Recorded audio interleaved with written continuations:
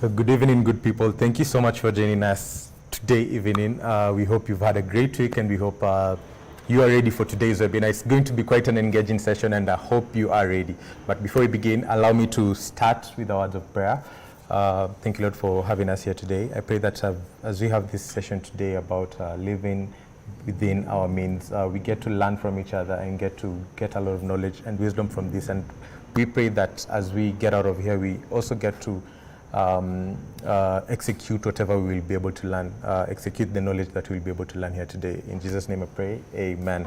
Thank you so much. Thank you so much everyone who's tuned in tonight. I hope you guys are ready for today's topic and I hope your keyboards are ready. And to do some warm up, please drop the fire emoji in the comment section below. I'd like to see who's already tuned in. So to get it started, drop the fire emoji down there and also tell us where you're watching today's session from. So drop the fire emoji, get your keyboard ready because it's gonna be an engaging session today. Drop the fire emoji. If you're watching from the TV, please take your phone and then log into YouTube, search for Savo, log into the live stream and let's chat. Let's have an engaging session since today is going to be very, very engaging. So I can see we have around 20 people joined in so far. I can see Jackson, Millicent, Ryan is also here. So drop the fire emoji if you've just joined. Let us know. Let us know who's in the session here today, so that we can go on. Allow me to also introduce myself. My name is Sam Chalo. I am a financial independence ambassador and also the leader of the Fire Tribe Business Unit here at Savo, doing most of the marketing functions, and that's why you're doing this today. Mukami Kareko, I can see you're tuned in. Thank you so much. Thank you so much. Everybody else, please drop the fire emoji so that you can begin. This is also a warm-up for the session that you're going to be having today. So a lot of questions coming up, so you better have your keyboards ready and let's do the warm-up. Drop your fire emoji and tell me where you're watching us from today. Thank you so much. Thank you so much, everyone who's joined in. You can see 31 of us. Where are the fire emojis? Where are the fire emojis? Please drop them so that we can begin this session. Awesome. Wanjiru, thank you so much. Lewis Nyamongo, tuned in from Kitengela. Thank you so much for joining in. Tell us, where are you watching us from today, this fire session, and where is the fire catching you at? And I've said, if you're watching us on the TV, please take your phone, open your YouTube app and let's get chatting. Let's get chatting. Thank you so much, Wanjiru. Thank you so much, Mukami and Lewis. Thank you so much, Morgans. Asante sana. Let's get two more fire emojis. Also tell us where you're watching us from. Two more so that we can get this session started. This is awesome. Vincent Che, asante sana from joining in. Muranga locked in. Awesome. Okay, one last one. Thank you everyone for joining in. I can see Sophie and Swahib. Swahib, you're back. Awesome. Thank you so much for seeing you. I'm glad Ukupanda Nyugenya Express from last week. So if you're also in last week's session, lift your hands up so that we can acknowledge you. Yes, awesome. Thank you, Sophie. Thank you, Swahib. Millicent, I see you. Sharon Kendi, awesome. Evans, now your keyboards are on fire. I think you can get this started. So, like I said again, my name is Sam Chalo. I am a financial independence ambassador here at Savo. And here at Savo, we are quite fanatical about financial independence. And thank you all for joining us here. And today, the topic is about living within your means. Swahib, I can see you laughing there. You're back, Asante sana. I hope you've invited somebody else this time. Remember, Kevin is the one who invited you last time. So awesome. Thank you, everyone. So living within our means. What are the challenges that we face trying to live within our means? So that is what we're going to be discussing today. For those who are new here, allow me to share my screen so that we can be able to begin this. So we as Savo are a real estate investment company. We design, build, sell, and manage affordable, amazing apartments. And the reason for our existence is to enable you achieve financial independence through these affordable, amazing apartments. But today we're here to talk about financial independence, and we are quite fanatical about it, and we even build a sub-brand. We call it FIRE. Financial Independence, Retire Early, and that's what we're even doing here today, talking about FIRE. And The topic for today being living within our means. Before we get there, I'd like us to define financial independence, and today I'll do it for you. I'll go straight up. For those who've been here, I think you've seen the definition of FIRE quite a number of times, but the way we as Savo define financial independence is having assets that generate sufficient passive monthly cash flows. Yeah? Having assets that generate sufficient monthly passive cash flows to finance your purpose. We used to have it as to finance your needs, wants, and desires, but right now we changed it so that it can be a little bit more meaningful, since once your needs, wants, and desires are sorted passively every month by assets, utakuwa do. So that is what we define financial independence as. You will be actually trying to pursue your purpose. And thank you, Kim Jo. Awesome. I can see you here again. I think I met Kim Jo during the weekend. Thank you so much for joining in. Pro Keep, Millicent, Morgan's, first time here. Awesome. Jimmy Kibunja, Sheila, awesome. And Rosemary. Thank you for joining in, and I hope you've gotten your keyboards ready. And the rest of us who have not commented yet, this is gonna be an engaging session. So drop the fire emoji just to warm up your fingers, because I have a couple of questions for you that I think will lead us to the right place about living within our means. And this is your session. I'm just here to guide it and host it for you, and I'm very glad that you're here. So living within your means, yeah? Living within your means, and that being our topic today. I think for Kim Jo and Jimmy Kibunja and the other people who joined in since last week, Swahib as well.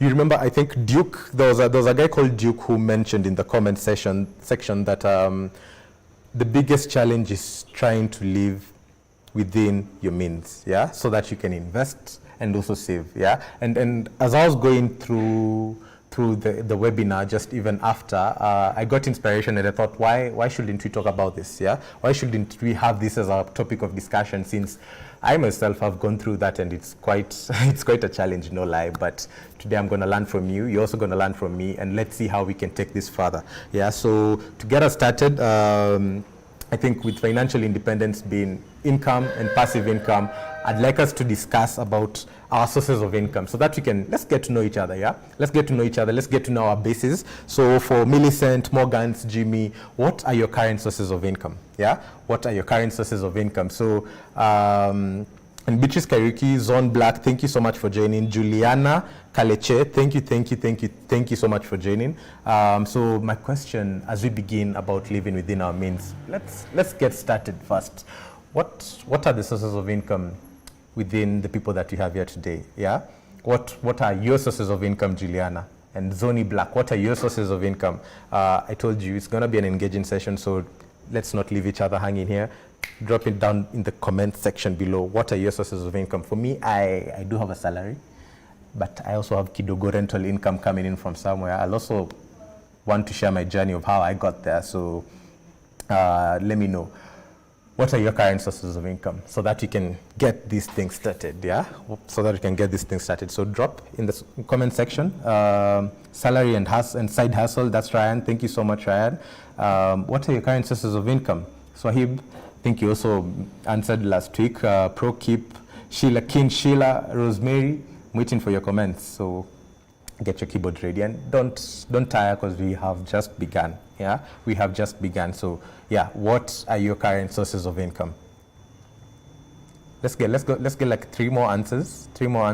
I hope you're typing in. What are our current sources of income? Like I mentioned, for me, I do have a salary. Paul Mbugua says, let's unlearn and relearn about investing as young people. Awesome, that's true. Jackson Otieno says he's a student, but hustle a bit. Thank you so much, Jackson, for your answer. Thank you for getting your keyboard ready. Millicent says salary, some rent, which is unreliable. We are gonna get to that place of how we're gonna make it reliable. Zoni Black, thank you for your answer. Zoni gets something from salary, farming, and some freelancing. Every time we do a webinar, there's usually Mukulima here, and I think it's sort of a sign of a source of income that actually sort of works, yeah. So I think Zoni Black, you'll advise us further on how to get into that. But Evans Onsumu says, sources of income is salary. Sharon Kendi, awesome. Thank you for getting your keyboards on fire. Stay right there. I got another question for you and a story. Yeah. So David Kikuvi, thank you, David. Salary and side hustles as opportunity presents itself. That's nice. It's good to take up every opportunity as it comes. So thank you for your answer. So my next question is a yes or no question. Yeah. How many of us are in debt here? Yeah, and I'd like to give you a story of when I was in debt. But I think let's get one last answer so that I give you my story. But how many of us are in debt? You see, when you're trying to live within your means, when you have debt, you're actually living above. Yeah. So before we even get to within, let's talk about above. Yeah. Let's talk about above. So how many of us here are in debt? Yeah. How many of us here are in debt? So let me say that again. If you're living within your means, you're okay. But since we have people who might not be living within their means, but even above their means, let's get to know as well the people that you have in our audience here. But thank you so much, everyone, for engaging. It's really beautiful to have you all here. Bob Ondijo here says, his sources of income is salary, and he also earns extra money by turning his talents, skills, and abilities into digital products that earns extra money for him without being there. I think those are courses. Those are online courses, I bet. I'd come for some advice there. Yeah, I'll really come for some advice there. But thank you for engaging. Rosemary says business is her source of income, and I can see people voting. So 53% of us are in debt. Yeah. Let's see. Who is in debt? So 47% not in debt. I bet you can see the comment right there, the poll in the comment section. So are you in debt? I can see 19 votes. So 53% of us are in debt here, and 45% are not in debt. So my journey to financial independence sort of started with this question as well. Yeah, it sort of started with this question of who among us here is in debt, and that was in a council, in a meeting. Since we as Savo preach financial independence, we also like to live it. So Mcharo, who's our founder, just came in the meeting and asked, who among us here is in debt? So the same question I've asked, and 58% of us are actually in debt. Yeah, actually living above our means. So he came and asked, who among us is in debt? And I actually was one of them. Yeah, and being in debt, like I said before, it's living above your means, not even within. Yeah, being in debt is actually living above your means. Yeah, and what he told us is to make a commitment of a certain time that we will finish that debt. Yeah, and we were given accountability partners.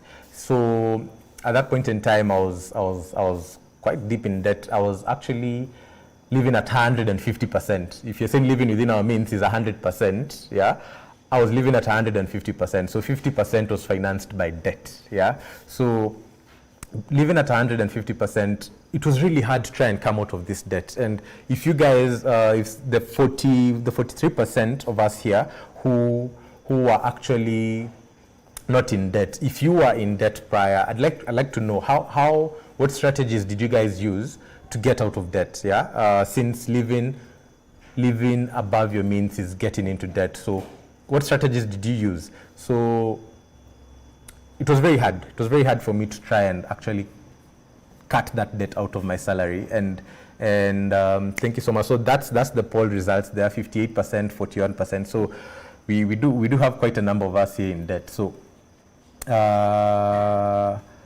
I tried to now start and cut that debt, given the time limit that I was given and the accountability partner who was following up on that. And it was actually a really hard thing. It wasn't that easy. Yeah, it wasn't that easy, but I think keeping financial independence in mind, I think I had to start from somewhere. So what I did, I started budgeting. Yeah, not even budgeting. I tried to look at where I spend that 150%. Yeah, so I got down, opened an Excel sheet in 2019. 2019, yeah, 2020, which is, I think, yeah, 2 years ago, 2020 March. So I opened that Excel sheet and tried to track where my expenses actually go, yeah, and I categorized them into 3 categories. So there was the needs, wants, and the investments. So I had nothing going into investments. I had, of course, needs are there, the rent, I have to pay rent, I have credit here, internet, Netflix. I had quite a number of things there at the needs part, and then there was the wants. Now this is going out on the weekends, buying clothes, buying all those things, buying shoes. I think if you're a man here, shoes and haircuts are a thing, yeah, are a thing. And trying now to reduce this debt for me was quite a challenge. So I had to go into the wants category, yeah, of my budget, of where I spend of where my expenditure was going, and try and reduce those things. And this was the hardest part. Remember, I'm still living above, so I had to reduce it. So I'd like to also ask you again, if you're here, what are the things that you had to do so that you can cut debt if you were taking debt for consumerism? I believe some of us could be taking debt here for purposes of we could be taking it so that we could probably finance a business or something else. But if you are taking debt so that you can live the soft life like I was, I'd like to know what part, how did you manage to come off that debt? How did you manage to pay off that debt? Yeah. So for me, I had to cut off a lot of things. Yeah. So I stopped buying clothes. Yeah. And one of the hardest things, that was pretty much the last thing, I think, I stopped going to the barbers often. Yeah, so I was going to a pretty expensive one, because I think the men in the building, please, you cannot cheat on your barber. I know if you're a man in the building, you know that cheating on your barber is the last thing. So I found one good barber, but quite expensive, so I had to cut off the number of times I was going. So if I was going twice a month, I had to go at the end of the month. Yeah, so that was one of the hardest things for me. One of the hardest things for me to do. Thank you so much for your comments. I can see Millicent here saying debt is manageable, for it is a SACCO loan which she takes each time, and which I take each time I finish. Oh, nice. So each time you finish one, you take another one. Okay. Jason Dungu, thank you so much for coming in. I see you're saying you're invited by Swahib, and so I had asked a question for those who have paid off debt, bad debt, yeah, consumerism debt. How are you able to do it, or what was the biggest challenge for you? Yeah. What was the biggest challenge to you? I can see Ryan here says very loyal to barbers. Yeah, we have to be very, very, very loyal to our barbers. I think if you get your head messed up one day, you will know why cheating on your barber is wrong. Yeah. So as we continue with this question, we've sort of paid off our debt. Yeah, we've sort of worked around, cut off our debt, and probably some wants that we wanted, yeah, and have to like cut them off of our expenditure so that we can actually start living within our means, yeah. And to get on to the next question now about living within our means, yeah. I think, please share my screen. The question is, what percentage of that income that we said do we save or invest? Yeah. What percentage of that income right now do we save and invest? What percentage of your salary, what percentage of your business income, what percentage that you get from farming do you save or invest? Yeah, not even in the other categories, not needs, not wants, but what percentage do you save and invest? And we'll do some pretty interesting math. Yeah, so as I told you, please get your keyboards ready. And before I read some comments, for everybody who've just joined us, thank you so much for joining. My name is Sam Chalo, a financial independence ambassador here at Savo, and today we're talking about living within our means and the challenges that we face there. And the question that I'm asking right now, what percentage of your income do you save or invest? Yeah, what percentage of your income do you save or invest? Thank you, Jesse. Thank you, Sahib. Sahib says the debt seems to have it. Okay, and Evans here says, if one is a member of a SACCO and you have savings against which you take a loan, is it bad debt or good debt? I think the answer to that question is, where are you taking that money? Yeah, are you investing the money or are you going to spend it out there? Yeah, you could be saving, but you could be taking the money to go and take a vacation somewhere, yeah, for a vacation, and that's a loan, taking a loan so that you can take a vacation. I don't think that's actually a good purpose for you, for the debt that you're taking. And that is where I was as well, which is a very bad place, because now these are habits that you're trying to finance with money that you actually do not have, and you'll need to still pay it back. Yeah. So the question is, what percentage of your income do you save or invest? Yeah. For those of us who've already mentioned here, apart from I think there was somebody who mentioned that they are students. I think that was Jackson. Yeah, Jackson Otieno. Yeah. Jackson says he saves 40% of his household income on money market fund. Awesome. That's very nice. What percentage of your income do you save or invest? As a student, you've started very, very early, and I think you're on the right track. And for the rest of us, Swahib, Millicent, Beatrice Kariuki, thank you so much for joining. What percentage of your income do you spend? If it's zero, we can just say zero. Yeah, still all right, but we'll need to get it somewhere. Yeah. So what percentage of our income do we spend on investments, or do we save? Yeah. What is that percentage? Either all or both. And Ryan here says he invests 33.5 of what he earns. He's actually known that percentage right now. Oh yeah. That's a very nice place. And I have some interesting mathematics as we come to the close of this. So keep your keyboards still on fire. So Swahib, what percentage do you save or invest? And Prudence, Martin, Victor Murimi, if you're still here, Jacqueline Mwangi, thank you so much for joining in. What percentage do you save or invest? Yeah. And this conversation is actually an interesting one, because when I cut my wants, yeah, and reduce them to something now that, to my expenditure, to a place where I'm actually living within my means, I started now doing those percentages of where I should actually now start taking my money, or what percentage do I spend on wants and needs. Yeah. And it was quite a hard hustle. Yeah. And some of the things that I did was trying to find out where to take this money, yeah, and what percentage actually is the right percentage. And I'd like to also invite you and tell me what percentage do you think is the right percentage to save or invest, yeah.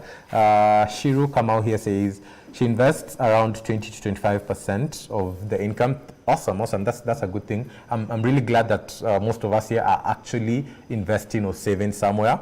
Yeah, so please give me your answers. What percentage? 2 more answers, then we can go on. But what percentage of our income do we actually save or invest? So I was telling you about now my expenditure Excel sheet.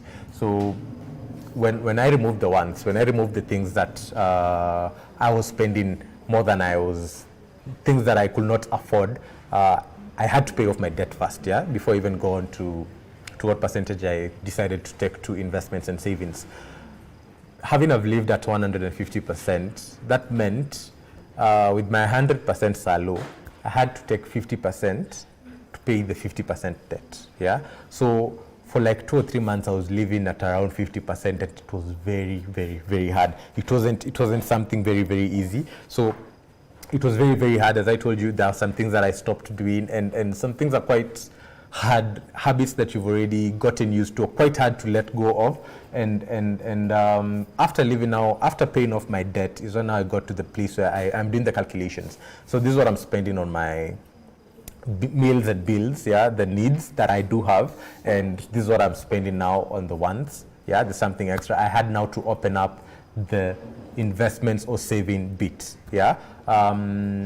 So while I was starting to open it up, I was putting a saving, emergency fund, sinking fund, and I had quite a number of things that I was trying to do there. Yeah, and there was quite a number of resources that actually came in handy to help me do that.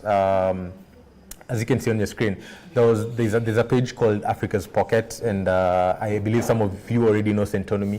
I went on and dived into knowledge of, now that I have to have investments and saving, after clearing my debt, where should I take my money?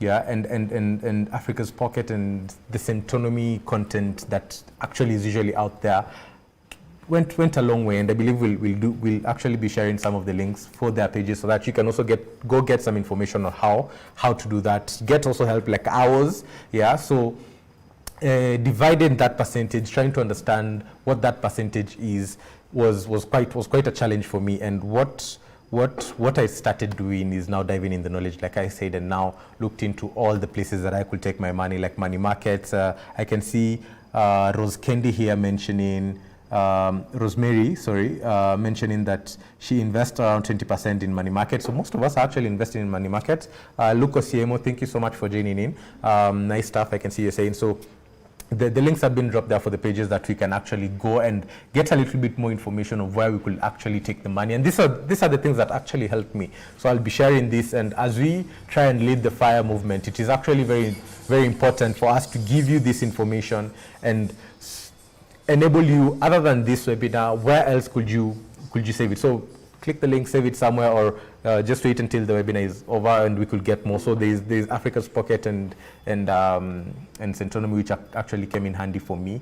But the problem with me is I procrastinated a lot. I looked into money markets, looked into crypto, looked into real estate, yeah, looked into Airbnb. I think most of us know the Airbnb business. Looked into starting a whole side hustle business on the side. So I was wondering, this percentage that I'm actually supposed to invest or save, where should I take it? Yeah, where should I take it? And I can see some of us are engaging here. Sharon Kendi, thank you so much. She saves 33%. That is in a SACCO savings, and recently joined a money market. Awesome! Congratulations, Sharon, on taking a step on your financial independence. Millicent says she doesn't have a particular percentage. She just save and when an opportunity presents itself and the money is enough, good. If not, then it will mean that I won't have to look for a lot since I have saved some. Yeah, that's I like that. And Annie John says, love the discussion. Thanks to Swahib. Hey Swahib, you are a Savorite on fire. Thank you for inviting Annie Mudhoni. You've also invited somebody else here. Thank you so much, Swahib. Thank you so much, Swahib, for inviting all these people. And I'd like all of you to be Savorites on Fire and invite people here to this engaging fire session so that we can actually lead this fire movement. And I have also told you some of the other people who are speaking and spreading this fire message and could help you even further with tools and sessions and lessons that you could learn on how and where to actually take your money. So thank you so much, Swahib, for being a Savorite on Fire. You deserve a gift from us, actually. So thank you, Millicent. Thank you, Annie. Thank you, Swahib, and Mudhoni for all joining in. So now that we are trying to look into where we're supposed to take our money. Patricia here says she was invited by Hannah. Thank you, Hannah, for inviting. Thank you for being a Savorite on Fire. So even yourself, post it on your status, share it on your group, but don't go far away, and keep your keyboards ready so that we continue engaging in this session. So my next question would be this percentage that you're saving or investing, yeah? This percentage that you're saving or investing, this percentage that you're putting in the money market fund, this percentage that you are putting in the SACCO, this percentage that you're probably putting in your business, will it sort you out in your retirement years or when you lose your active income? Yeah? Will it sort you out in your retirement years or when you lose your active income? Yeah? That 20% that you're taking to money markets, is it going to sort you out? Say something like COVID happens, will the savings that you have, are they a security, or are they just are they independence, or are they just a security? Yeah. Thank you so much for still engaging and keeping your keyboards on fire. Josephine here says she saves 10% in money markets and finally moved to wealth management. She saves also in a SACCO and share capital in a housing. You have quite a good portfolio there. Genti, you're here. I can see Swahibia says M-Pesa is ready. Please drop your number. Yeah, please drop your number. We'll be sending a link later on for people who are interested. Please fill it in so that you can get your details and we'll get in touch. We will definitely get in touch. Genti Wanjala says thanks for the invite. The poll is right there. Will your investment right now, the 20%, the 30% that you're saving, that percentage that you're taking into money markets, into circles, yeah, for Evans, yeah, will it sort you out in your retirement, yeah, or when you lose that income? Or when you lose your passive income, will whatever you have right now sort you out in your retirement? Let's see. Thank you for your answers. I can see a couple of no's, a couple of yes. Yeah. Evan says he's enjoying the session. First time too. Thank you so much. Next time, please come with somebody. We'll do it the other Friday after this next one. Yeah. So William Ucheno, which money market would you recommend? We'll get to answer to a solution that I would recommend, but for now, I'll skip that. And I had seen a question from Jackson here asking, sorry for interrupting, sir. You would wish to get some guidance on freelancing, please. Yeah. There was somebody who answered business. Yeah. Yeah. Please help me answer this question. But when it comes to freelancing, I believe you mentioned you're still studying, you're still a student. The greatest lesson that I learned from Charo, who is our founder and also my mentor and guider for this financial independence journey, was in these early stages, you need to invest. Yeah, and the thing that you actually need to start investing a lot in is knowledge. Yeah, knowledge. So if you're actually doing freelancing, there's that thing that you're studying in school, there's that thing that you're actually passionate or skilled about. Yeah, invest in the knowledge for that thing. Invest in the knowledge for that skill. Invest in the knowledge about financial independence. I told you Syntonomy and Africa's Pocket are actually there. They have courses that you could actually dive into, because in this early age, you would like to learn more and understand yourself better, since as you start on this journey, that is a very critical part of it. Yeah, that is a very critical part of it. So the question was, yeah, under the poll, I don't know if it's over, but I don't know how many people have voted so far, but will your current sources of income, or will that percentage that you're actually taking into investment, into money markets and into circles, sort you out in your retirement years? Yeah, or will it sort you out when you lose that income? So you can see 18 votes down. Let's get 2 more votes. Yeah, let's get 2 more votes and see, because yeah, 1 more vote and one last one. So 63% of us here, 63% of us, the income that the percentage that you're actually taking into money markets, into circles, cannot sort us out during our retirement years. Yeah, cannot sort us out when we lose our current source of income. Yeah, which is actually a very worrying thing, and I believe we need to start looking into something and see how we can actually get to that place where our investment, our income can sort us out, our savings can sort us out when we are retired, or when we are actually when our current active sources of income have ended or are no longer there. Yeah, thank you so much everybody for engaging. 25 votes down, and as we end that poll, so that's our results. Yeah, that's the result. William here says Savo deals would really work for me, but I still have some debt in the servicing. I'm glad you know where you're at. Please clear off that debt and then you can begin. Yeah, please clear off that debt so that you can begin this investment journey, because you have to pay off all that debt, because debt is living above your means. Yeah, and I'm glad you are learning that from here, William or Remo. Thank you so much for also joining. So like I said, 63% of us here, if we lose our active source of income, yeah, that percentage that you're saving cannot sort us out in our retirement, or if that active source of income actually disappears or actually goes. Yeah. I also came into this conclusion as I was trying to group my expenditures. Yeah. So, and the biggest thing that I saw was that I had to put in a significant percentage into investments, not even just savings. Yeah, into investments, so that I can actually be safe in my retirement. Yeah, be independent, not just secure. Be independent in my retirement, and I had to look for assets.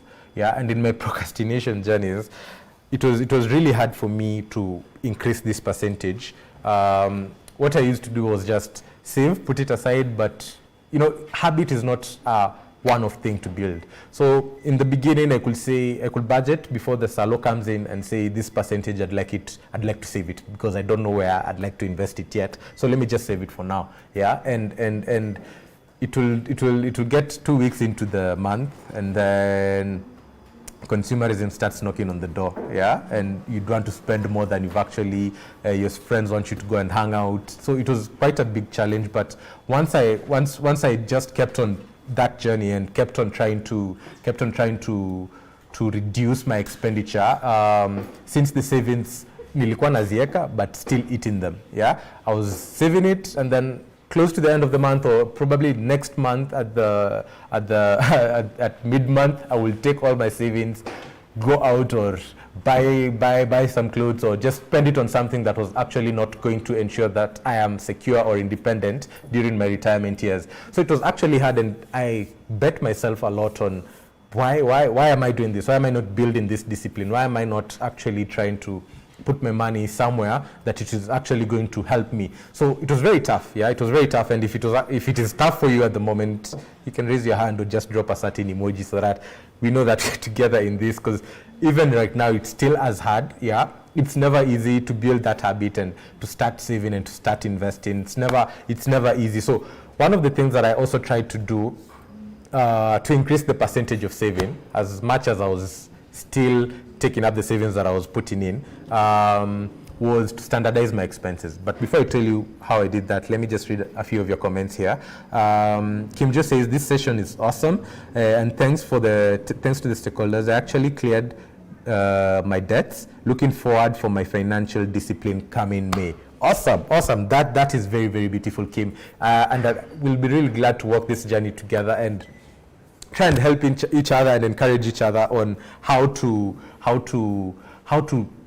create that discipline and maintain it. Personally, it has been a very hard thing for me, very, very hard, with all the influences out there, with all the peers and friends around your circle, and the kind of life you'd want yourself to live. And I think, as we all know, our wants are insatiable. Yeah, we need to find that place that you can say, okay, this is the cap. Yeah, this is the cap. So if you're finding it hard, you can just raise your hand, drop a certain emoji so that we can know how many of us are in this. Yeah, and Kim Jo, thank you so much for sharing. And as you begin your journey, we hope you're going to be in this session so that we can walk it together with you.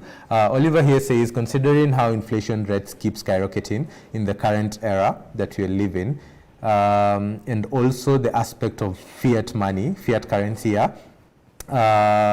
is saving really a way out towards financial freedom?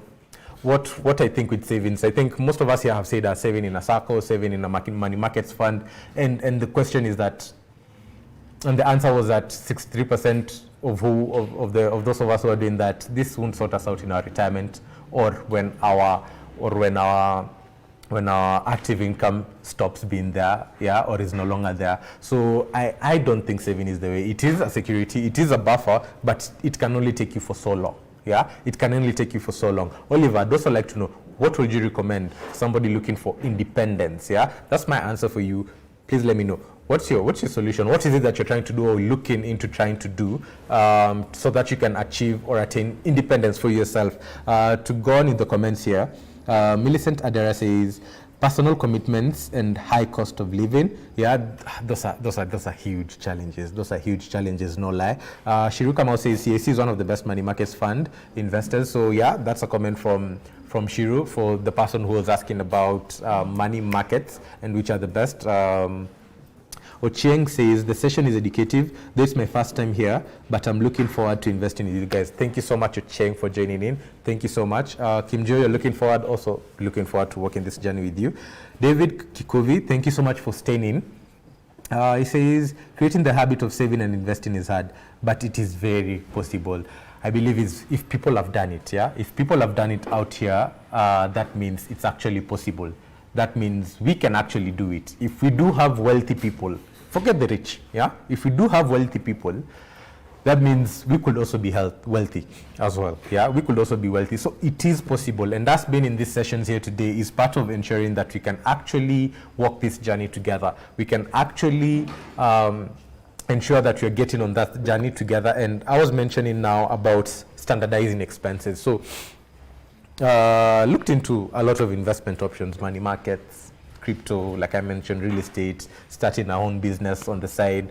It's a side hustle. So, and for me, I have dived deep into working here at Savo, and it does take up a lot of my time here. And I've gone through those challenges. I can see some of you who are actually currently either going through those challenges or have been through those challenges. What was the highlight? Or if you've just gone through the challenge, just fire or raise your hand so that we can know that you're together in this. So how did I try and standardize my expenditure? So I looked into my current expenses at that point in time. Of course, a bachelor at that point. I had credits. I had Netflix. I had laundry. I had, what else did I have? Yeah, those were some of them. And what I did was I noticed that I could buy credit during the month. Ikiisha, buy again, and that was very hard for me to actually track how much I was spending on credit and how much I'm actually. So it kept on fluctuating. So, and I wanted to standardize it. So getting on the post-pay plans was actually one of the ways that actually helped me. So at the end of the month, just pay a certain amount and know that I'm covered throughout the month. So that was one of the ways that I standardized. The other thing that I tried to do was with costs like laundry, also trying to ensure that it doesn't go off a certain amount. So probably getting on a post-pay plan with them, like at the end of the month, give them a certain amount and ensure that covers for my laundry during the whole month. Some other things that I tried to do for Netflix, things like Netflix. I think we all know we can share Netflix, so we just cost shared. Got in a group of us here at the office, shared that cost so that it can actually go down. So this actually went a long way in enabling me try to just reduce these costs and just to put them into somewhere that is actually manageable and increase the percentages that I have somewhere in the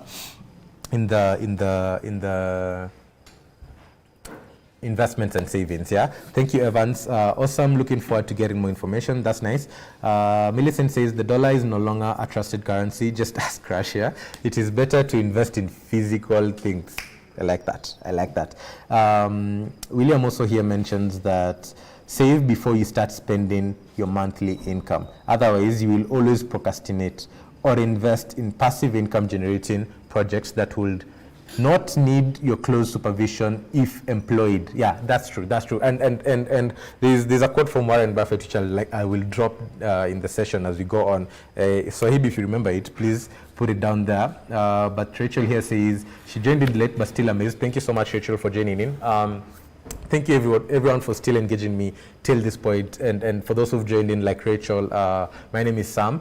A financial independence ambassador here at Savo, and today we are talking about how we can live within our means. And the question was if the percentage that you're saving can actually take us into retirement, or if we lost our income, will it actually sort us out? Yeah. And my question was, please share my screen again.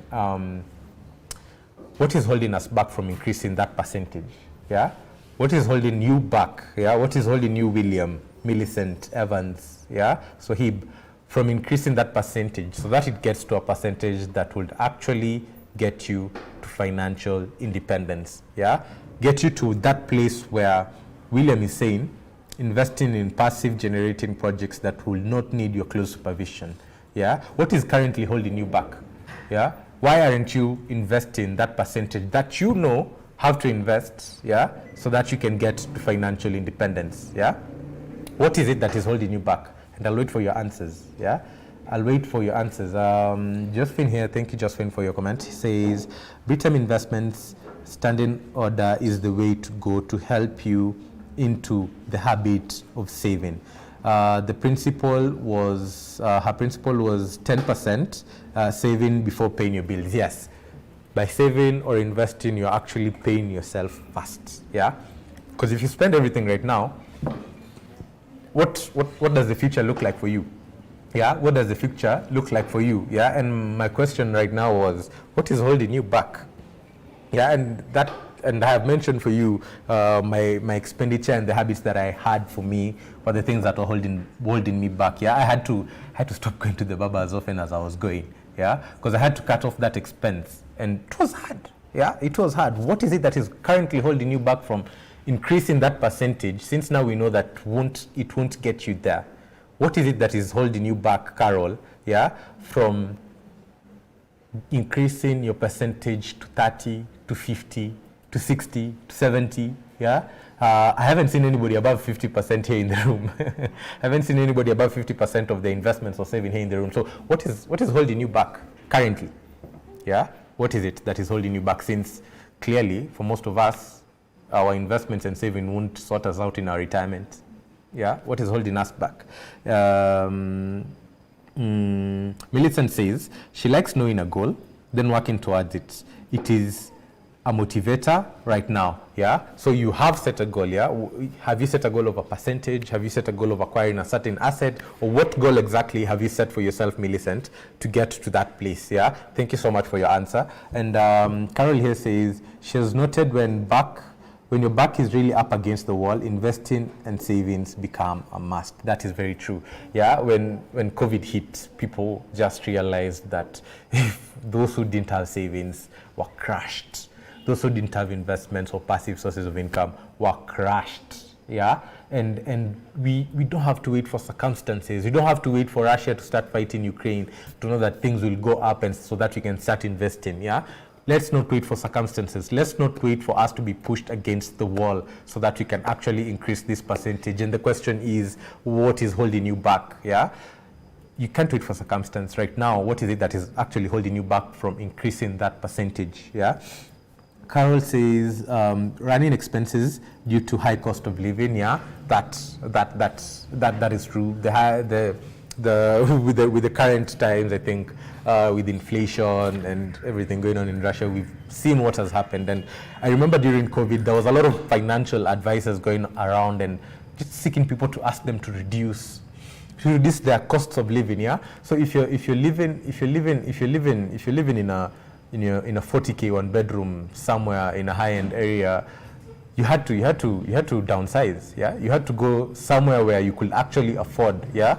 And reduce that cost. So if the costs of living are high, how can you reduce them? Yeah, can you downsize into a smaller house? Yeah, can you get it down into that place? And running cost is what it is holding Carol back. For Evans, says he's paying a circle loan. Please pay it quick, ASAP. Yeah, so and finish it. I think that's not actually holding you back, but you're walking on that path. William says his MBA is holding him back, and he has a 10K side hustle. He has a 10K side hustle you can spare. So if you can invest 10K somewhere, why not? Why not? Yeah. But I think if it's the MBA, you can actually do further than that. You can actually invest while still actually on that MBA and doing that course that you're actually taking. But MBA is also investing. Yeah, in yourself, in your knowledge, but are you investing for the future? Is it something that will guarantee you returns? Thank you, Victor, for your answer here. You say that once you test expensive or soft life, once you taste it, no lie, it is much more difficult to cut down and live more frugally. But you're working towards living within your means. So you're actually living above. Yeah. Sharon Kendi here says she's actually confused on what to invest in.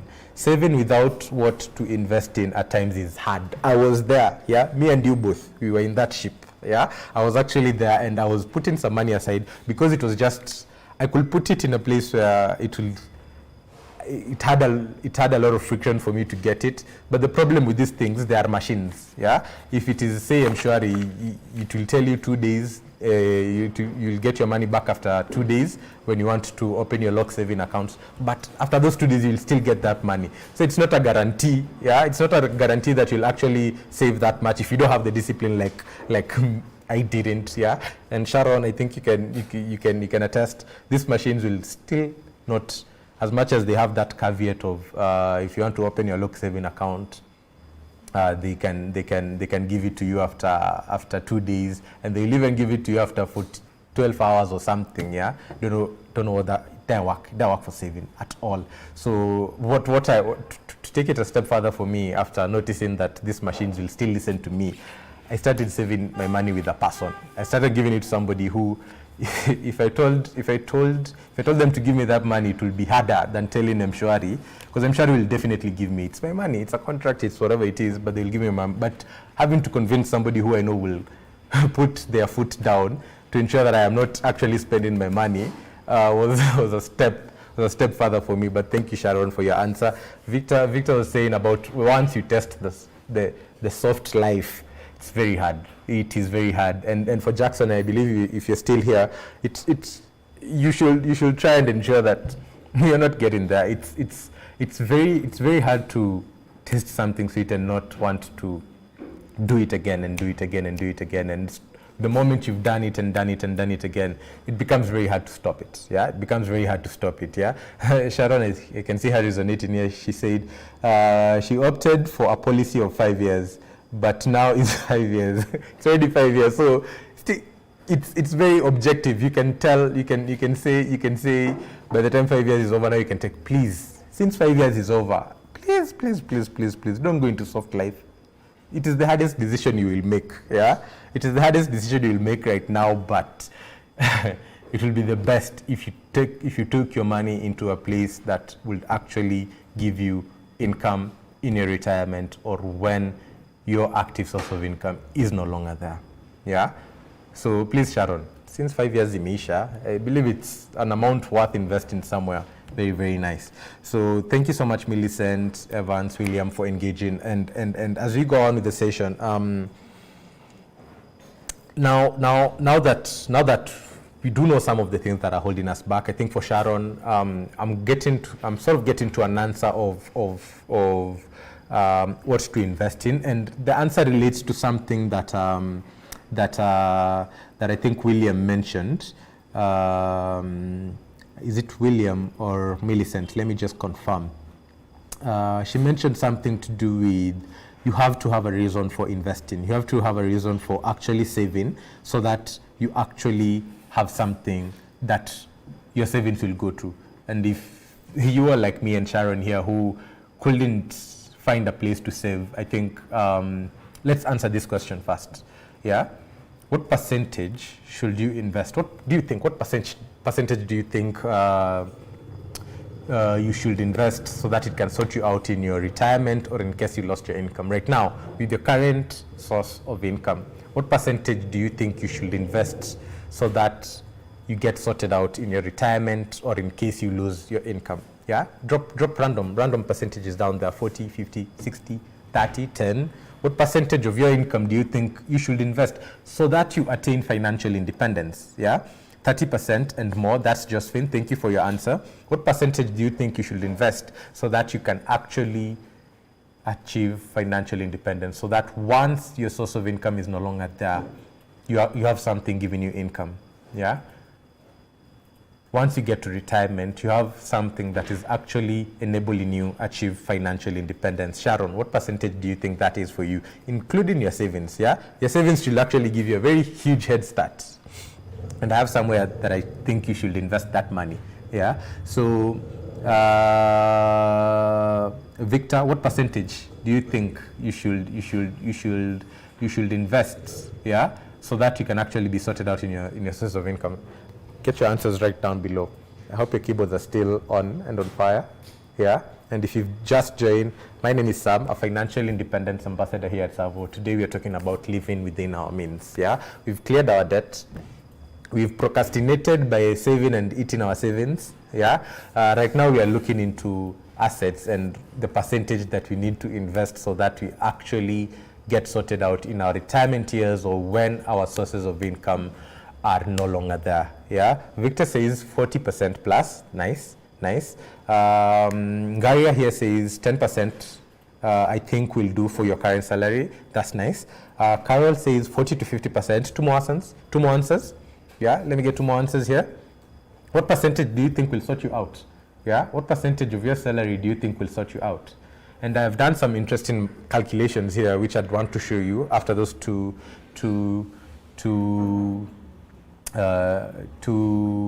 more answers that I will get. Thank you, Patricia. Thank you for your answer.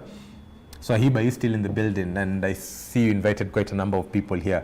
Thank you so much. What percentage do you think you should invest so that you get sorted out in your investment? Thank you, Evans. 30%. I can see a lot of 30 to 50, not above 50.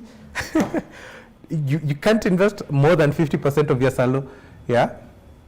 Sam Nyamo, I'd love to get to 50. Awesome. Let me talk about myself now and how I got to the percentage that I am currently at. So I invested. I procrastinated on investing, giving myself the reason of I'm gaining knowledge. I'm reading on the internet to see what is the best investment that is worth my money and could give me the best return.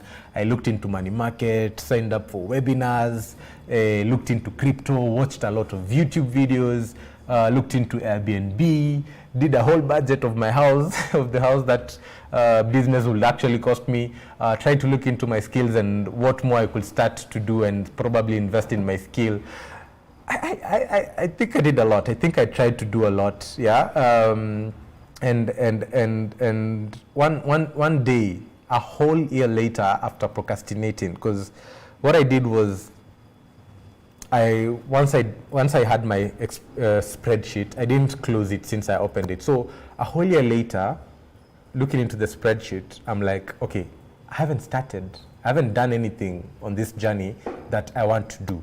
Looking back into each of those months, I said I want to invest this much, or I want to save this much, I want to start investing in money markets or into this thing, put my money into savings, but still ate all of those things. I just sat down with myself. My full names are Samuel, Musyoki, Chalo. So I called Samuel, I called Musyoki and Chalo, and we sat down for a meeting and asked ourselves why. What is it that you're not doing? What is it that we are doing that is wrong? And I just looked back at actually where I'm currently working and working at Savo. We definitely, we are a real estate investment company, and I just decided, because I still had that option from the very beginning, but I didn't even pick it. Yeah, I didn't even pick it. So I decided to just start. Yeah, I decided I no longer want to see that 30% that I want to invest. Yeah, let it not even hit my account. I don't want to see it because clearly I'm not good at it. I'm not good at managing it. Even if I give it to somebody, I can convince them to give it back to me, and I'll spend it on very many other things. So I decided I just don't want to see this money. Just take it straight to the investment. Somebody mentioned here standing order. Yeah, so for me, I just went and said, this amount of money, please take it, this please. Let it not even hit my bank account. And that's why I began investing. That's when I actually began saving.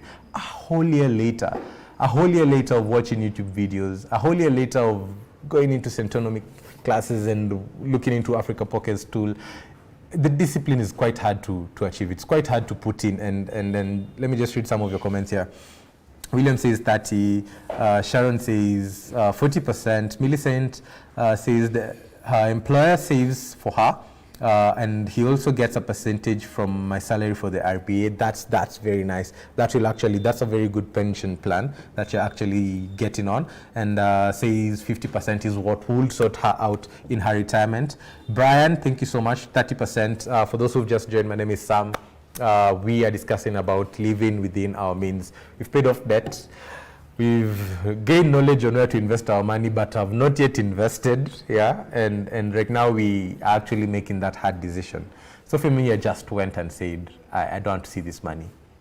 I'm not good at managing it. I'm not good at actually taking it to where it's supposed to go. So let somebody else do that for me. I just don't trust myself anymore. And that's what I've been doing since last year, March. Yeah, it's been a whole year, and started at I think 30%. Right now, at 50% of my salary goes into investment in real estate. Yeah, 50% of my salary goes into investment into real estate, and it was quite hard. Thank you, Evans, for your comment. Says with the current constraints, with the current strains, be the future you need to be, well, by looking into other aspects to be holistic. Whatever percentage depend on what you have, and at hand as net. Let us focus there. I think what you're trying to say is you need to be quite holistic and depend on what you have at hand. Yeah, you have to look at what you actually have at hand. Yeah, and invest it into whatever it is that will get you to that place. Thank you, Evans. Thank you, Evans, for your answer. And this is the interesting math that I did. If you have a calculator somewhere, you can open it with me, and with the investment that I chose to invest in, which is real estate, the apartments that we actually do sell as Savo, is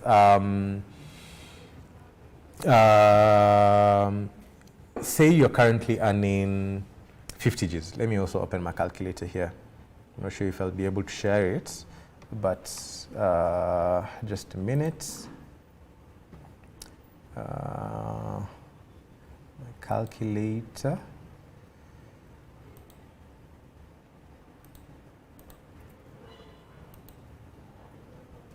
So let me open my calculator for you. At Savo, we do sell real estate investments, and I believe you can see my calculator there. If you are currently earning 50 Gs, yeah, 50 Gs per month, which is pretty much an amount most of us, or the average of what we could be earning in the building here. And if you're earning 50%, what would it take? What percentage would you need to invest in real estate? This is what I know. I don't know about the different assets that are out there, but what percentage would you need to actually invest in real estate so that by the time you're retiring, you will probably get the same 50K, yeah, the same 50K passively from real estate, yeah? So this is the math that I did. And for you to get to 50K with Savo units, I'd take the smallest unit that you have, which goes for 1.8 million. It will actually give you a net, yeah, a net income, net passive monthly income of 10,120, okay? Yeah, and when you multiply this by, or when you divide it by 5, this will be, say, 5 units, yeah? So the 50,000 divided by 10 on 20, which is the amount of passive, the amount of passive income that you will be earning from real estate investments that Savo offers. You will need five units, yeah? You will need to invest in 5 units so that you actually get to financial independence, so that you actually earn 50K per month passively from real estate. So assuming you're actually 30 years old and the age of retirement being 65, so you have, say, another 35 years to go on. So how much would you need to be investing per month? So here's the math. So if a unit goes for 1.8 million, okay, and you need 5 of them, that will get it to 9 million, yeah? 9 million worth of investments to enable you achieve 50K per month passive income, yeah? So, and we say, so that's 9 million. And how much do you need to be saving per month? So let's just divide it within the 35 years that you have at the age of 30 into retirement, still assuming you still earn the same income of 50 Gs. So this is the math, yeah? This is the math. So every month, that's 12 months per year multiplied by the 35 years.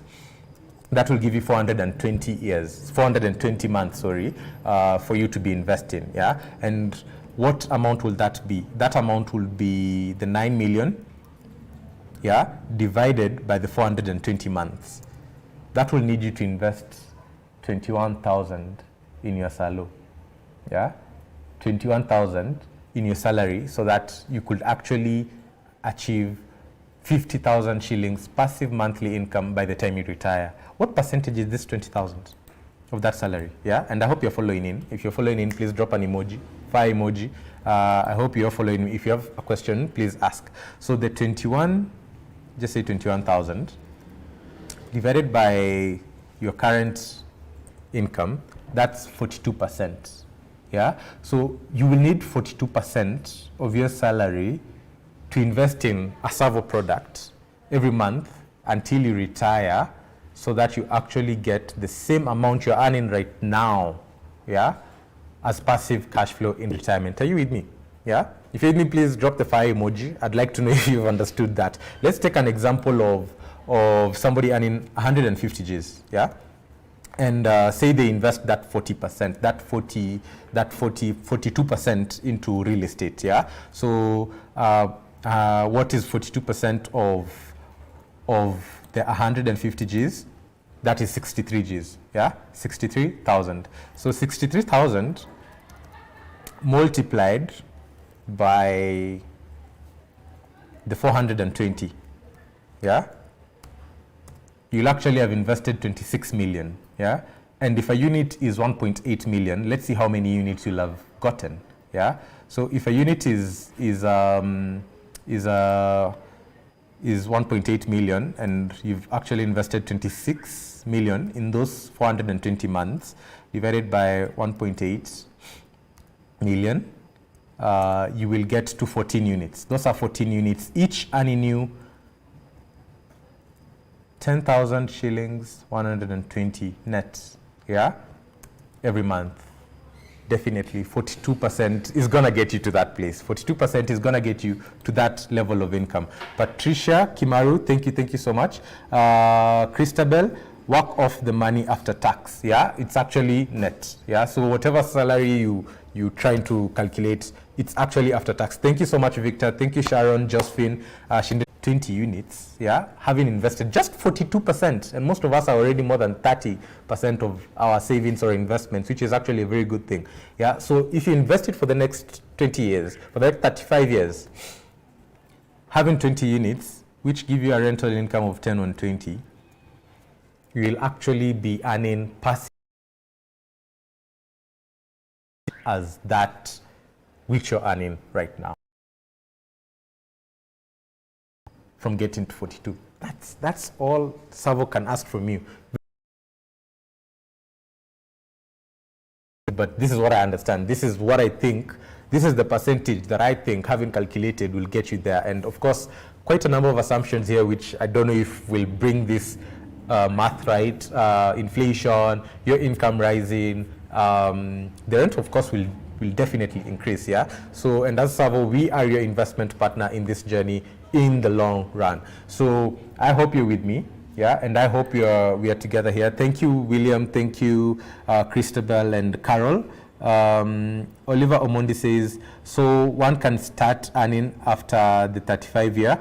If you want that, yes, but also something I haven't considered in here is compound interest, compounding, because these 20 units won't come after the 30 years or 35 years.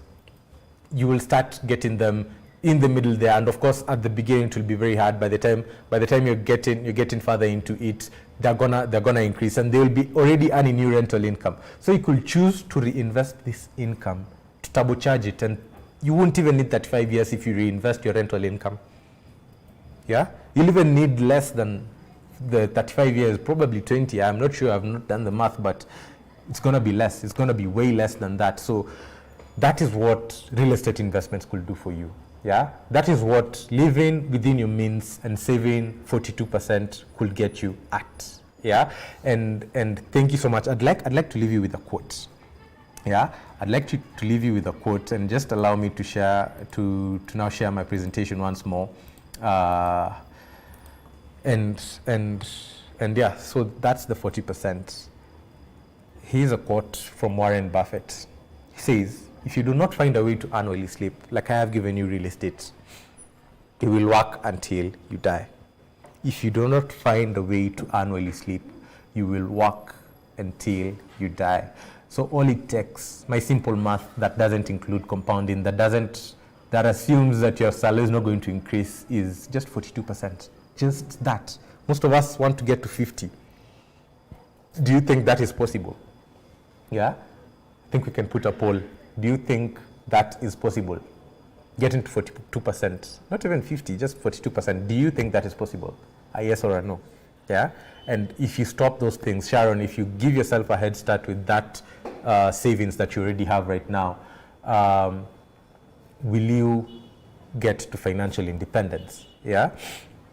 Thank you so much. So as we put the poll, I'd like now to get into Savo and what we offer as that solution, but I hope you will start putting your money in a place that could earn you while you sleep. Yeah? So that's the poll. Let's get your answers. Is 42% something that is attainable? Yeah? Could you actually put in 42% to invest? Yeah? After you finish your debt, for those who had debt here, could you actually get it to 42%? That's actually all you need to have the same level of income you have right now in retirement, with a lot of assumptions in between. But I can see a question here from Christabel. A quick question. Though we seem to be working with the value of the property's rental income being constant for the 35 years, which we need to delve into a bit further in the next session, hopefully. Yes. In this next bit, I'm actually going to delve into it. So some of us are saying no, 42% investment possible. Probably right now, probably later on in the future. Yeah, so 8 people have answered. Let's get to 15. Let's get to 15, we see. Is 42% enough? Because if you do not find a way to earn while you sleep, you will have to work until you die, and you actually don't want to be working at the age of 65, honestly. Yeah, you don't want to get there. You do not want to get there. Thank you so much for everyone who's voted. 75% of us are saying it's possible. For the 25%, please try and work on how you can get there. Be it real estate, be it money market, be it business, whatever it is you'd want to invest in. I've given you 42% as the magic percentage for investing with Savo. Yeah, if you want to earn the same level of income you're actually earning right now, passively, in the next 35 years. Sawa? So, and why does Savo come into all of this? A solution I'd like to give you right now, please share my screen, is at Savo we do have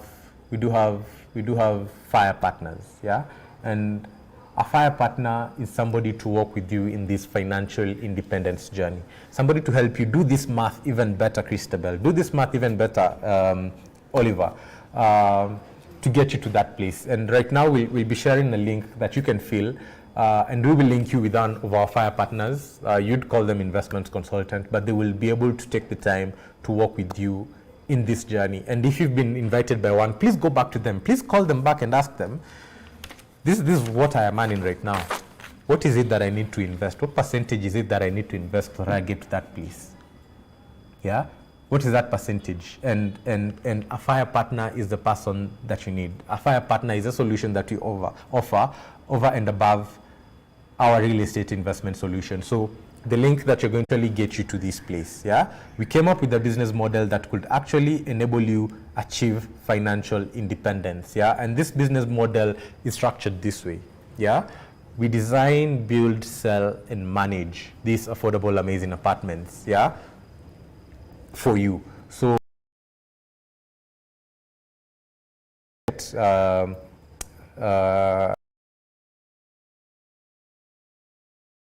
are we back? We are back. Awesome. If you can, if you're back, I know that you're back. I think there was some technical hitch down there. So Millicent says her net is fine. You're losing me. Sam, are you here? Please drop a section. Let me know in the comments if you're back so that I can go on. Sharon, Millicent, Sam. William says his understanding is that once you clear the 1.8 million, ownership should transfer to the investor and they can start receiving the income. Yes, that is correct. That is the fact. So if I can see the numbers are increasing. So if you've got, please comment down below so that we can get into what Savo has to offer for you. We are back. Thank you, Sam. Thank you, Sam. Thank you, Sam, for your answer. So yeah, let me. So is that studios and 1-bedrooms work? I'll explain further. And once we build, as we build, we sell them. Yeah. And once we are done with construction, we manage this apartment for you to ensure that is actually a passive investment. You don't want to be running around trying to deal with spoiled stabs and trying to push somebody to pay the rent, which is their due. Thank you, Sharon and Evans, for for letting me know, and Swahib for letting me know that you're back. And over the past 7 years almost, we've completed 5 projects, and we have over 1,500 happy investors. Yeah. So I hope you can see my screen right now. We have over 1,500 happy investors, and getting further into the product that we have, ranging from 1.7 to 4.5, and just a few 2-bedrooms here. And that is what we focus on, because the majority population of Kenya are the young people. That means you as an investor, if you invest in this type of unit, high occupancy rates for you. And the locations that we choose to build are locations with high occupancy rates as well. Yeah. So, and we do offer payment plans to ensure that this investment is accessible for you as well. And the payment plans go up to 5 years, and you could actually start investing from as low as 23 Gs a month. So I think Evans, is it Evans who was asking? No, it was Oliver who was asking if 21K can be divided. Yeah, so from as low as 23K per month, you can actually start, yeah, after you put in a 20% deposit. But if you don't have that 20%, we could get you on a plan where you can save until you get that 20% and still continue now after selecting a unit. Yeah. So we've built in quite a number of areas in Nairobi. Rongai being our first, Embakasi, Dindigwa, Roysambu, Ngong Road. We are now in Rutan and Feather, back in Embakasi. And I did mention that we do property management, and what we try to do as we manage these units is go over and above the norms of property management. Yeah. Since I believe most of you know that, like I've told you, these units are filled by young people. Yeah, it's the young, audacious urbanites that comes to live into this. That's how we describe them, the young, audacious urbanites who comes to live in these houses. And what we try and do is, as we walk with you on the journey to financial independence, we saw that we will have the responsibility of a lot of young people in our hands, and it is only morally right that we also ensure that they take the right path in their journey, yeah, and they have a good experience in the apartments that they're actually living in, the apartments that you have actually invested in. And what we've done is going over the property management norms by enabling these residents be the best versions of themselves in the spaces that we've provided for them, belong in these places, and create tribes that they can actually want to live in and want to engage in, and even further become the best versions of themselves. Yeah. And part of this is actually also investing. Yeah. So be it businesses, be it investing in Savo and whatever it is, this is what we try and do. And to give an example, some of the things that we've done, this week is actually Mental Health Awareness Week, and there was a webinar that Savo Lifestyle did for the residents, just to sensitize people on this thing and just bring them aware, because we know young people, squeezing nasikia kuna quarter age crisis. Yeah, quarter life crisis. When you're 25, people are going through a lot. So that was a wellness webinar. This week was mental health awareness week, and we got stakeholders in the mental health business, and just tried to educate our residents and just try to spread the love throughout the week. And even this Saturday, if some of you want to come for site visits, please come to Coral Bells. There will be a flea market, still guided by this mental health awareness thing. And another thing that was done, I think, a few weeks ago was Pioneer Nights. I believe you can still see my screen. Pioneer Nights was an engagement for entrepreneurs, for business people, and in tech. And this is what they did. This is what we as residents came up with, so that we can learn from each other and just ensure that we are not wasting the opportunity that we have of being in this space together and going further into this real estate and journey that we are working together, so that we can belong into our tribes, be who we really are, and become the best version of ourselves. Yeah. So that is what Savo Lifestyle does, and I'd want to show you some of the projects. I don't know if there are some of the questions here, if there are some questions, but if you have any questions, please drop them so that I can answer them as I go on. But William asks, does Savo charge any fee on property management? What is the rate? Yeah, we do charge. We have 8% net of service charge. So this means service charge goes into ensuring the apartments are clean. I'll show you how clean they are. The guards are paid and all that. And then after that, there's the fee that ensures that you have a resident in your house and they are actually paying rental income. Evan says it's okay now. Thank you so much.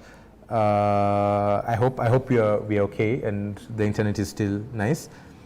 Picture quality is not sharp as it was. Please bear with us. I think we are trying to sort it as we go on, but thank you, Sahib and Evans. If you lose me, please alert, but let me go on. So let me show you now the projects that we've been able to do in Nairobi. Yeah, Rongai being our first place, and you will see how amazing these places, these apartments actually are, and we do it from design stage. So that was Rongai, and next we went to Embakasi. Here's where we understood that how is rent collection.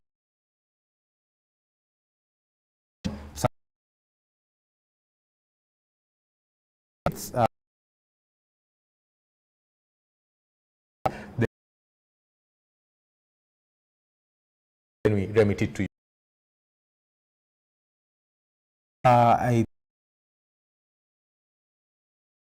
Let me just confirm.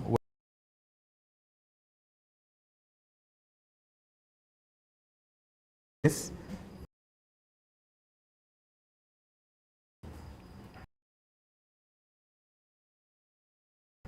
Mentioning how NCA came to this project and actually trained the staff that we have in our project, because we had met the requirements that are supposed to be met by NCA and NEMA and all those bodies that actually give approvals for it. So see, a lot of us have dropped out. Thank you for those who are still here, and just to fasten it up, our other project that is going on is in Roysambu, 90% sold. You can get a chance to invest in this as well and start earning your rental income. We also have Viruta, which is on sale right now, coming off the ground, and you can see the pictures of where these projects are at currently. And our newest project, Savo Feather, it's just opposite Feather Estate in Embakasi. This place has proved to work magic in terms of rental income and consistency in that rental income. And here the units goes for 1.8 million, the studios that I was given an example of. And we have Superior Studios going for 2.3, and this is all we have there.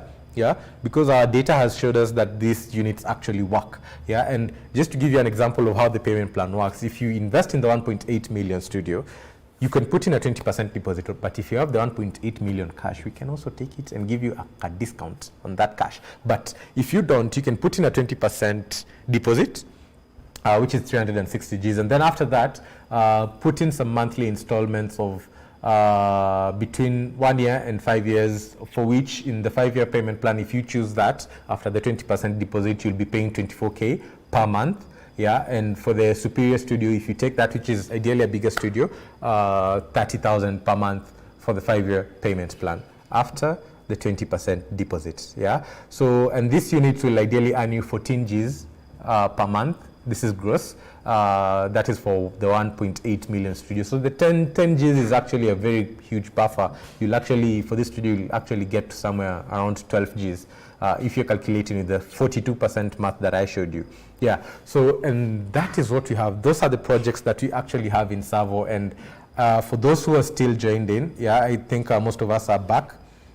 Mr. Lott, because you went off, sorry, Evans. Let me just repeat the payment plan and the project that you're currently selling right now, which is Savo Feather. Yeah, and as you can see, we've already begun construction, and we do have two typologies in this project. We have the studio going for 1.8 million, and this studio will give you a 14,000 Kenyan shilling monthly rental income. And Superior Studio going for 2.3 million, and this will give you a 16,000 shilling monthly rental income. So if you haven't linked you yet with a Fire partner, please follow the link that we've sent in the comment section below. Have you sent it? I don't seem to see it in the comments. Yeah, but if you can see it, if you can see the link, please follow it. We'll link you with a Fire partner. If you already have a Fire partner, please go back to them and ask them about Savo Feather. If you haven't invested yet, please begin. People are taking this up very fast. And going into the payment plan, for the Savo Feather unit, you can take the 1.8 million unit. I said if you had cash, we can give you a cash discount, and that will be even better for you. But if you can't get there, this is how we've made this investment accessible for you. You can put in a 20% deposit, which is 360,000 shillings, and then pick a payment plan between 2 years and 5 years. And if you pick the 2-year payment plan, you'll be paying 60 Gs every month. If you pick the 5 years, you'll be paying 25 Gs. And these payment plans are very flexible. If a bonus comes on the way as you're on this payment plan, drop it, and you can actually now fasten your journey to financial independence. If you get that salary raise and you are saving 30%, increase that percentage, increase your payment plan, and you'll actually get there faster. So I hope Evans, you've gotten me this time round. Yeah. Oliver asks, pardon me for the cluelessness. What is actually a studio? A studio is, you could call it a bed sitter. Yeah, you could call it a bed sitter, but that's what it actually is. So it's a 200 square feet unit, which you've seen have high occupancy rates, have worked over the past 6 years that we've done it, but that's what it actually is. Evan says, what do you mean by a studio? So yeah, that's it. So find the link to your fire partner below. Please click the link if you don't have a fire partner. We will get to explain to this to you further, and you will get to understand how the servo investment model actually works. And that will be what I would like to encourage you to do, to invest in your financial independence today. I did my math. I showed you that only 42% is gonna get you to that place.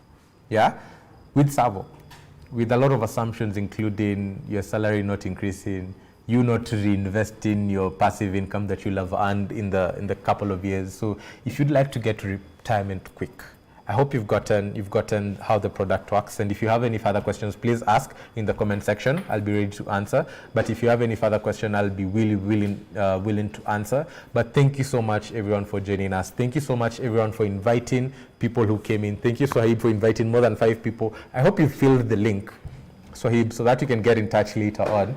And Evans as well, thank you so much. William says, studio ni bedsitter, as Kenyans call it. Yes, as Kenyans call it. That is what it actually is. So I see the numbers are going up. If you have any questions now about this product and how it can actually enable you to achieve financial independence, please let me know in the comment section below. But let me just put it as a poll. Yeah, we can put it as a poll there and ask the question, do you think this affordable, amazing apartments can get you to financial independence? Yes or no?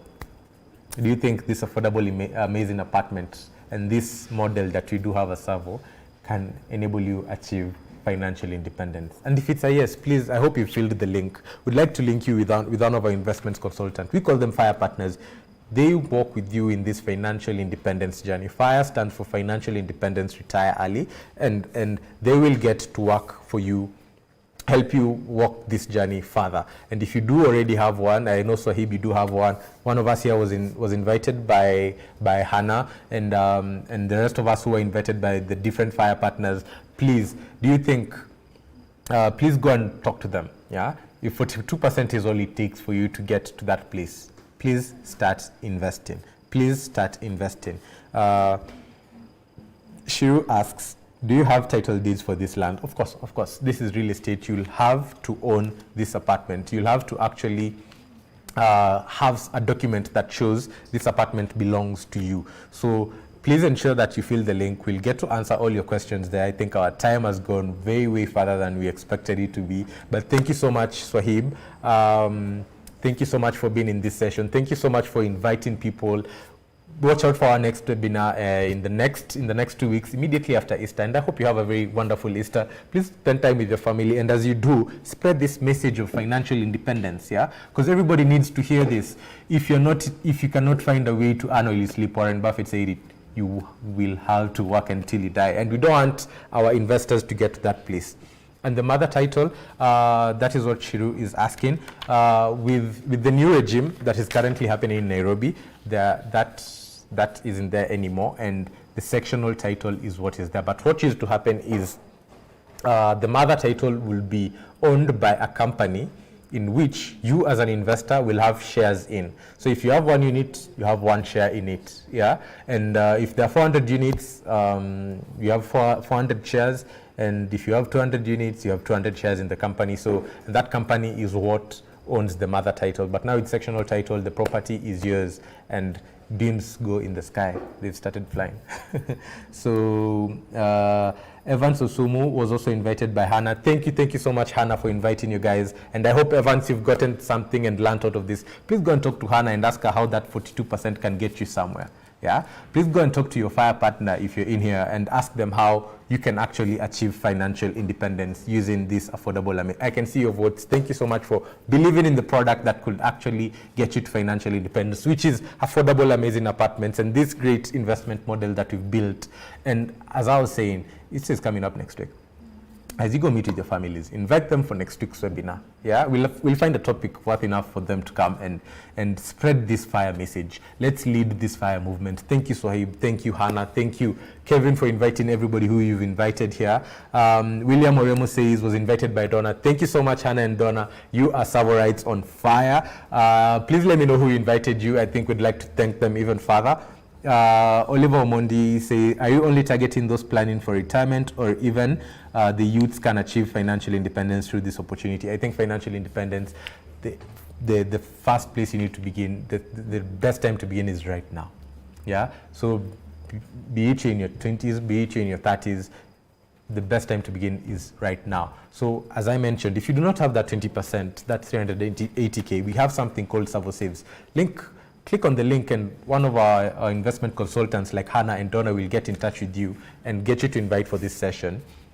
Get to talk to you and understand how we can tweak a payment plan for you. Yeah, we can get you into Savo Saves, get you into a payment plan once you get to an amount that actually gets into deposits. But please do not procrastinate. I think it was Shira. It was Sheila who mentioned that she already had some investment, some savings somewhere, 5 years imeisha. Please do not procrastinate. Please do not try and get the right investment. All I did was just say, I don't want to see that money. Put a standing order. Yeah, it's all it takes. Don't get to say, oh, I will invest, because procrastination on this thing is easy. And the enemy that you're fighting out here, which is consumerism, is a very, very tough one. You will pass by Tao, start having cravings of some 3,000 shilling lunch, yeah, and you'll get used to that habit. You don't want to get there. Please already start investing, standing orders, talk to your fire partner. Click on the link and follow it. If you don't have a fire partner, we'll link you with one and we'll show you how to actually get on this journey and walk this journey together. Yeah. So thank you so much, everybody who's joined us. We are well over past our time, but thank you so much. Rose says they were invited by Ivy. Thank you, Ivy, for inviting them. Thank you, Ivy. Thank you, Donna. Thank you, Hannah. Thank you, Kevin and Swahib, for being Savorites on Fire. You're gonna get Savorite on Fire's badges. So I hope you've also clicked your link. Your links. We'll also talk to them and for inviting everybody here. So yeah, I think we can end it at that. Thank you so much for engaging us. Catch you in the next live stream. It will be in the next Friday after the Good Friday that is coming up. Please spread the fire message. Send people to watch this video that you've watched here today. It's still going to be on our YouTube channel. You can get the links.